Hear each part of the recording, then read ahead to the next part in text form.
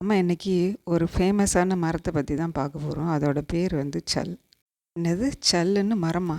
ஆமாங்க. சிங்கள மொழியில அப்படிதாங்க சொல்றாங்க. இந்த காய்கள் பார்க்கறதுக்கு பீரங்கி மாரி இருக்கறனால இந்த மரத்த வந்து பீரங்கி மரம்னு சொல்றாங்க. இதோட பூர்வீகம்னு பார்த்தீங்கன்னா தென் அமெரிக்காங்க. பாருங்களேன், இதாங்க நாகலிங்க பூ. பார்க்கறதுக்கு ரொம்ப அழகாவும், மென்மையாவும், வாசனையாவும் இருக்குங்க. நாங்க போன அன்னைக்கு அந்த அளவுக்கு மரங்கள்ல பூக்கள் இல்ல. அங்க ஒண்ணு, இங்க ஒண்ணுமா தான் இருந்துச்சு. தமிழகத்துல ஒரு சில சிவாலயங்கள்ல இந்த மரத்த நம்ம பார்க்கலாம். மரம் வந்து 30லேருந்து 35 மீட்டர் வரைக்கும் வளரக்கூடியதுங்க. இந்த மரத்தோட பூ, இலை, பட்டை எல்லாமே மருத்துவ குணம் வாய்ந்ததா சொல்லப்படுது. இதோட பழம் வந்து மேலேருந்து கீழே விழுந்து உடையும்போது பயங்கர சத்தம் கேட்குமாம். இந்த பழம் பழுத்து முற்றி போகிறதுக்கு 1 வருஷத்துலேருந்து 1½ வருஷம் வரைக்கும் ஆகுமாங்க. ஏர் பொல்யூஷன் அதிகமாக இருக்கிற இடத்துல இந்த இலைகள் அதிகமாக விழுமாங்க.